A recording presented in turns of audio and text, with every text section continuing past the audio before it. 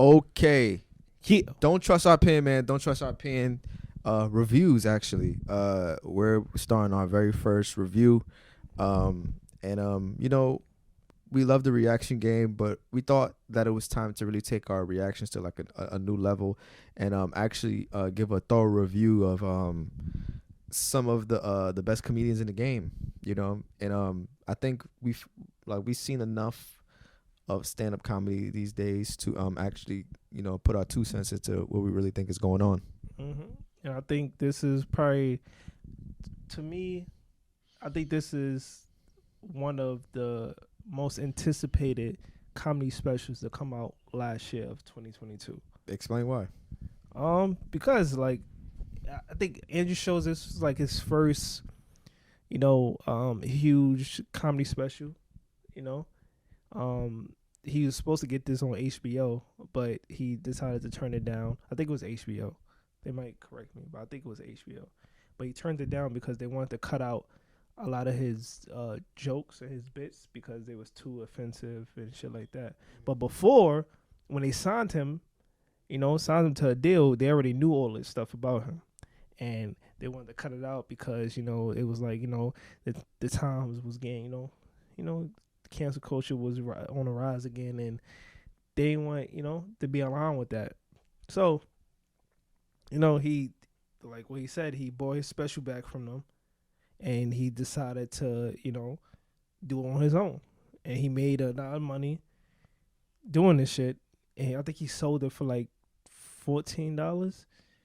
And then after a while, he put it out on YouTube, and that's why it's on YouTube. It's at 12 million views, and in 3 months. It's 12 million views in 3 months, and we decided to watch this in 2023. This man had Bruce Buffer, the UFC's announcer, introduce him with the classic line, "It's time!"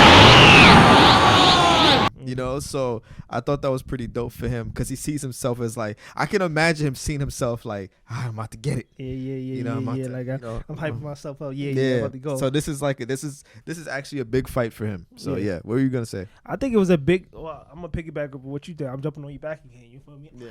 I'm gonna piggyback. I'm gonna piggyback. I'm jumping on your back again. Real doggy style. You know what I'm saying? I think this is like his fight against the industry. Like, this is his big fight against the industry because he's not what's so funny? He's not the typical mainstream comic that, is here today, but he's the typical comic because the natural comic doesn't follow the rules of the industry. They follow their own rules. They go about what they want to talk about. They're not afraid to receive backlash and stuff like that. So I feel like this was his fight against the industry because he's so raw and uncut. And I think for myself, this was the best intro I've ever seen from a comic ever. I don't know. Ever, bro. Kevin Hart got some really good ones. Yeah, he do. The one with the movie. How you gonna compare this to a movie? But it was with Halle Berry, and this was what? What was that? Laugh at My Pain, or I think so. Well, he did one like the first comedian to do one in like a stadium. Oh no, that was What Now or something like that. Yeah, bro? Yeah, Halle Berry in his intro. But this was, like that was like, all right, bet. It was a movie, but he was like, all right, he's showing it on the the screen and everything, so everybody's watching it. This nigga had him in a stadium, bro. Not the stadium, but he had him at the what is it called, theater? Yeah. Hyping up the crowd. I don't know. For you guys be in the comments, I disagree with you. You disagree? I disagree because Kevin Hart got some crazy shit. Off rip, he's already doing crowd work with Latinas. You come on a Latin girl's stomach, her belly button just opens up and takes that shit in, dog. Like fucking hungry hippos in there, dog. You gotta come on her back. That's why they call them wetbacks. Yeah. Right? And I think that's what makes him stand out because some comedians go in and like they do some crowd work to see test the waters of the audience, and see what they're working with, see what's going on. But Andrew Schultz, he works the crowd, and then he transitions it to his bit, which I thought was very interesting. And you know what I was afraid of with his, like, since he was coming out with a comedy special and he's so used to being like, like he just shooting off the hip, right? Mm-hmm. I was afraid that he would be too structured and not lean on his, strongest attributes, which is, interacting with the crowd and, going off, like, basically you're going off script. So I was like, damn, he probably not going to do that too much. And that's why I like him.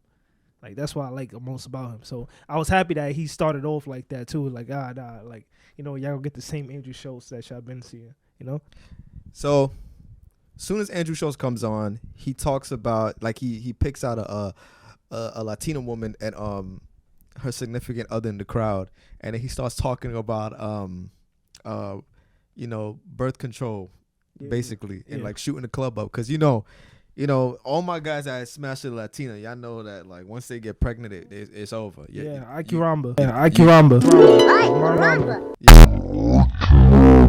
Ike Ramba. Boogie style. It's over. You're gonna get pregnant. So I thought, all right, and I thought what he said, to come on her back, and it said the wet back line joke. Yeah. That was 10 out of 10. That was great. That was improv. a hitter. That was a Steph Curry. Yeah, that was great improv. So I commend him for that. Andrew Schultz goes back into his crowd work after he's finished with the Latina, and this was very strategic to me. I think he actually looks at the crowd to see if he sees some white guys. So he sees some white guys and then refers it to Trump, and then which gets into his next bit. What's up, white boys? How was storming the Capitol? Good? I'm not gonna lie, yo. I miss Trump, man. Can we just be honest? It was entertaining as fuck. Right? Like, for 4 years, he had our group chats on fire. It was unbelievable. So he effortlessly gets into his bit by doing crowd work. Okay. You know what I'm saying? Okay. It's like like if you watch battle rap, it's like a pre-Roberto. Like exactly. And it's funny you say that, because Andrew Schultz must be a huge rap fan, because the way he formats his stand up is almost like battle rap. Okay. Because we'll get into it later, but he plays off of words really nicely. Yeah. He's like his similes, his references, his, I just like boogie style. Like one of my, I feel like one of my highlights of this stand up is like his Trump. He was like the guy with the Trump hat with the Baskin Robbins. And I'm at a Baskin Robbins, okay? And I saw a dude wearing a MAGA hat. And the fun thing about it was he wasn't ordering ice cream. He was working at Baskin Robbins. Okay? And he wasn't a GM. He wasn't Baskin. He wasn't Robbins. He's just a regular minimum wage employee serving up ice cream, MAGA, bro. Just staring at people. Vanilla only today. Vanilla only. Vanilla only today. Boogie style. Only today. I think people should learn about Andrew Schultz, like what they could take from like other comedians, that he wasn't selective about who he was making fun of. He was like making fun of white people. He was making fun of white women, the cancel community. He was making fun of feminists. He was making fun of black people. Like he didn't like just choose like just hone in on I'm just gonna make fun of gay people or comedy specials, and that's why And I remember he mentioned this like a while back on his podcast about like that's one thing you have to do like as a new comic. You can't just make fun of one group of people, because then it's like it basically gonna lead you to getting canceled basically. So I feel like he did a good job of doing that in this special too. And another thing that I like about Andrew Schultz is that his crowd work, it makes it more of an intimate. It makes it more intimate rather than just like a show, like some guys just talking and you're listening. Yeah. It actually feels like like he's like one of your friends, and he's just he's just talking to everybody, you know, and he's just cracking jokes on people in the crowd. It actually feels like he's one of the guys, you know, and I feel like that's really innovative right now when it comes to stand up, because we're so used to people just putting on a show, you know, but he makes it feel more intimate than it's supposed to feel. And he's did a lot of innovative things with the special that I think we're going to get more into. But yeah, I think even the like, if, well, I don't think this was in the video where you purchased, but the YouTube video, he did a promo video, and he made I forgot who he made it, like Bet Online. Yeah, the Bet Online shit. Yeah. And he had made a joke. He made a joke about the WNBA. Yeah. You get to gamble on all sports. NBA, UFC, football, soccer. They even have non-sports. WNBA. Another thing, him having captions. I've never seen a stand-up with captions on the audience. Okay. You know, I know he does that. Like we watch his bits all the time, like on YouTube. But for him to have captions in, like, you know, for his audience so other people can understand and get the joke, you know, because context, it means everything, obviously, especially in stand-up. For him to do that, it speaks volumes, and like he's like light years ahead of like a lot of people right now. Obviously, he's not yet, but he's not in the stratosphere as far as, like, you know, the Chappelles and the Louis C.K.'s and the Bill Burrs, but he's going there really fast. I feel like, damn, I was about to say, like, you know how in the NBA when they say you can't compare eras? Yeah. I feel like, but the only thing about Andrew Schultz is that I don't see too many comics that's in this era, like new comics that's in this era, but that's on his level. But that's the thing, because he's created a own lane for himself, which I feel like is gonna age like wine over time. Okay. Because what he's doing right now, I feel like he's almost because let's talk about it, man. I felt like stand up was kind of dead for a little bit. Yeah. Without certain people, like, you know, without fucking movie stars. Yeah. You know, coming back to do stand up, for instance, like Chris Rock, Dave Chappelle, Kevin Hart, Louis C.K. is also, you know, he's been in show business for a long time. Like, there hasn't been someone that hasn't been in show business. And when I mean show business, I mean like Hollywood. These guys that we're talking about, they've all been in Hollywood. And Andrew Schultz is extremely popular, yes, but he hasn't been, like, we never see Andrew Schultz in movies. Yeah. He's not, like, you know, a critically acclaimed comedian or actor. Because that's how, you know, comedians get they, you know, get known. I feel like that's how they get they, like, by having like their own shows. Yeah, their show, having a movie. But he said he doesn't like acting. Now, and that's what makes it interesting, because now he's changing the game so much that he's doing his podcasting, which is also putting his name out there. He had Brilliant Idiots. Now he has his own shit. Yeah. You know, and he's taking a different lane, which I extremely appreciate. And I love when people just try to go to a different mold. But let's get back into the stand up. And in this bit, he talks about Michael Jackson, and you know, Michael Jackson touching kids and stuff like that. He uses this is what I don't know if they call it this in comedy, but this is what I call a scheme. Okay. Like, as far we watch battle rap, so you know, in a scheme, you know, they take like the main point, yeah, and then is like a tree. Mm-hmm. For instance, like, you know, okay, so we have basketball. Basketball is the main point. Then the tree is rim, court, Spalding, you know, Kobe, like stuff like that. Things that relates to it. That relates to the main point. Now, with this, his main point is Michael Jackson. Do you remember? No, I don't. Okay, I'm starting with the man in the mirror. And now he starts to use, you know, famous songs by Michael Jackson.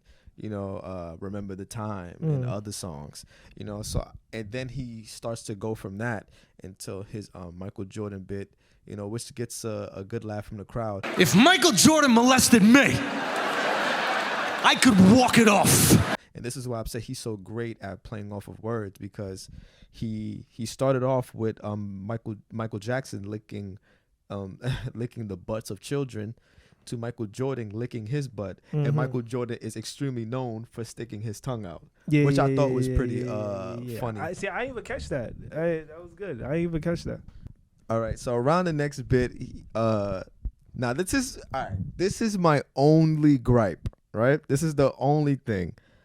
I think Andrew Schultz is great.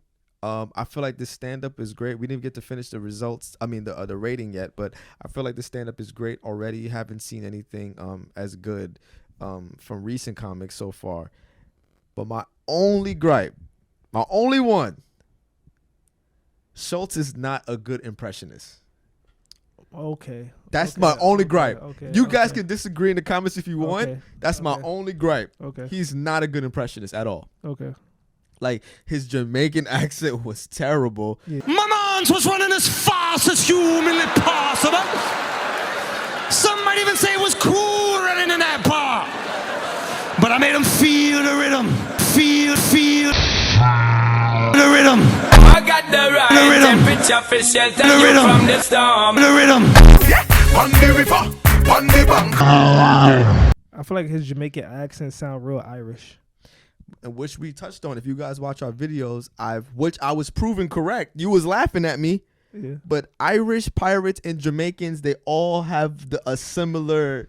I'm telling you, somebody already said in the comments. And people in the comments, they always do their research. Yeah. Come on now. People in the comments, you got to trust them. They word is gold. Exactly. Shout out to everybody, man. Subscribe to your boys. Like, comment. You too, Sugarfoot. Andrew Schultz, he gets into some more crowd work, saying that a guy looks like he works at GameStop, which was pretty funny. Then he goes into a bit about race, and he starts to end it off with if they had a mission at 1 a.m. in the morning, and he has a black friend. Obviously, the black friend is darker skinned, and Andrew Schultz, in his words, I have the complexion of an iPhone flashlight. But then he ends it off, saying, all right, I understand I have white privilege, okay? But you have night privilege, and we need to bring those together. I have white privilege and you have night privilege, which I thought was fucking a great play on words. So, yeah. It's like stuff like that. It's just like it's I feel like that's comedic genius to like just make references like that. He just resembles a rapper. Yeah. Like he just resembles a rapper. Like I think that's why we stand-up. relate to. Like we could watch him. Yeah. He's just like a rapper. Like it's so weird. I can't even believe it. Like I never said that about a comedian before. Yeah, it's like a rapper or some shit. The rhythm. Brooklyn. All of my comments are screaming. If you need the glizzy, you can take mine. Brooklyn. Then there was a bit that I liked. We started talking about. He asks the crowd, "What's your favorite birth control?" Mm-hmm. Some people say Plan B. Some people say the IUD. And one of the IUD is fire. Right, yeah, it is. And one of a black woman and a white man who are a couple said he got a vasectomy, and he starts to make a joke about Antonio Cromartie, who's a football player who had like 15 kids. Yeah. And then he said, which I thought was funny, Antonio Cromartie got a vasectomy, and he had 2 children after the vasectomy. So he was like, "Can you imagine?" He's like, "Yo, he has some athletic sperm," which is true because, like, he's a football player, which I thought was pretty. And Antonio Cromartie had 2 more kids after the vasectomy. That's how athletic that motherfucker was, bro. Then he goes into some crowd work later on, and then he talks about he talks about a guy with a man bun. Okay. And the conversation goes into guys with man buns usually swallow. Do you Right? agree with that? Nah, of course. I mean, I don't know, You know, but now you don't know. hey yo, but but then he was like, I bet when you swallow, he tells you, he's like, yo, just spit a little in my mouth. That was funny as fuck, bro. That was funny. That really had me laughing. Yeah, and I yeah. was in a public place where he said that, and I was like, yo, I should have known not to watch Andrew Schultz in public, but when Yeah. he said that, I was in public like I was weak. Now, the abortion bit that he does, it reminds. Obviously, we did a reaction on this. You guys can check out like our initial reaction, and we were dying, and it brings to me a question that I think you guys should also answer. I think that's a lie. I do believe that's a lie. Okay? Maybe we could roll it back a few years from there, but definitely. If Yo, you know what's funny? What's your earliest memory? Because 4 years old. 4 years old, right? Now, if you get bodied at 3, did you really get bodied?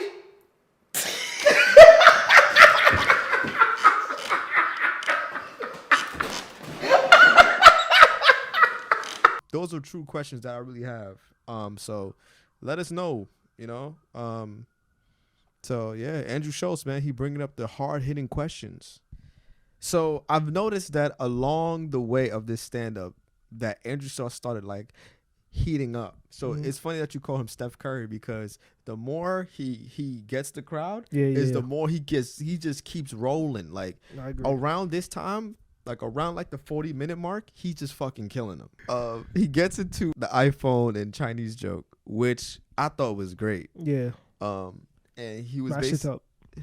all right, but he was basically saying, this is why they can't have daughters in China, because they basically mash them into iPhones. Yeah, you have a daughter, they just mash it into an iPhone. That's the policy. Enjoy your FaceTime. Enjoy your FaceTime. There's a little Chinese girl inside every one of your iPhones. Why you think when your phone breaks, they say put in a bag of rice? You think that's a coincidence? You think that's a coincidence? Which was hilarious. So you think that's a coincidence? That was hilarious. I wonder how long he took to like come up with these jokes, or like how like Knowing him, not long, fine-tune because it. because the way he works the crowd, like, Yeah. is just crazy. And he goes into a bit talking about the differences of making a woman come and a man come. And I think the Ted and Rebecca bit was fucking hilarious, because he basically says if someone came up to him and says, yo, you gotta make one of these two people come, or I'm gonna kill your mom. And one is Ted and the next one's Rebecca. If someone kidnapped my mom and they were like, yo, Schultz, we're gonna kill your mom unless you either make Ted come or Rebecca come. Becca, why don't you grab us some seltzers or something, okay? And he's basically saying that how complex the woman's body is, it'll be harder to make her come. But in order to save his mom, he might choose Ted, because, you know, men not that difficult, you know, which was funny as fuck to me, because it made me really think, like, man, for $500 billion, for $500 billion, Don't go there, bro. for $500 billion,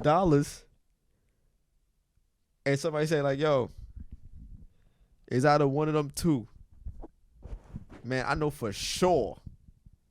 I know what Ted want. But basically that's what he was saying, and I thought it was hilarious bit. He ends it off, you know, and you know, it was amazing. I think this was a really good stand up. I think it's the best stand up I've seen from a person that is as young as he is. Yeah. If I had to place a number on this, I give it a 9 out of 10. I give it a 9 out of 10. I'm gonna give it an 8. You give it an 8? I'm gonna give it an 8. Okay. And the reason I give it an 8 is because I'm very like, It's too many great stand-ups that's at Yeah, I can't give him that.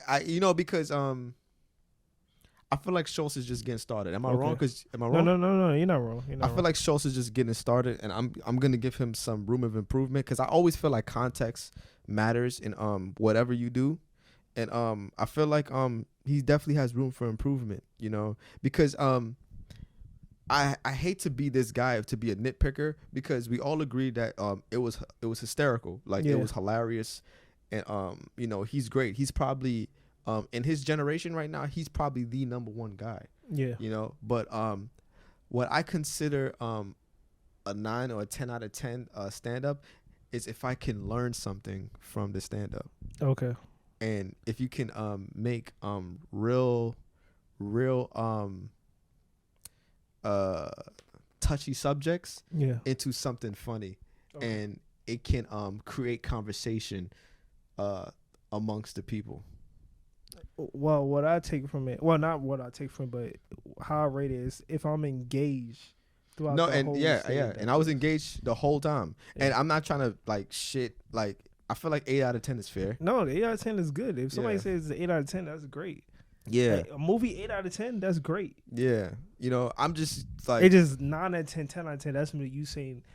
Maybe I'm giving it too much of a high rate. No, because I could see why you give it 9 out of 10. Yeah. I'm just saying 8 out of 10 based off of like I'm just nitpicking to be honest. Yeah. So, what, just write in comments, what y'all rated. How do y'all feel about the stand up? It's been a year now. So, do you trust our opinions? Were we too harsh? Too harsh, or were we too what's the word? What's the opposite of harsh? The opposite of harsh? Too friendly. Too friendly with the stand up, And let us know if you guys let us know any stand ups we should review on, We can do the best of the best, or we could do the worst of the worst. We could do Andrew Schultz. We can do Bill Dave Chappelle's. And shit, we even do Brendan Schaub or Amy Schumer. We're coming for you, Amy. She think we forgot about her. Yeah. Shout out to Amy Schumer. We still remember that DM. Yeah, she hates us. Yeah, she do. But don't trust our opinion. Once again, appreciate you guys for watching. Like, comment, subscribe. Don't forget to subscribe. Holla at your boys. We out. Brooklyn. Hey guys, it's Rude Boy Blader here. I hope you guys enjoyed this video on Don't Trust Our Opinion. It was all edited by me. And if you like dank edits, random moments, and toxic gaming across a variety of different games, I encourage you all to check out my channel. But be warned, it's not for the faint of heart.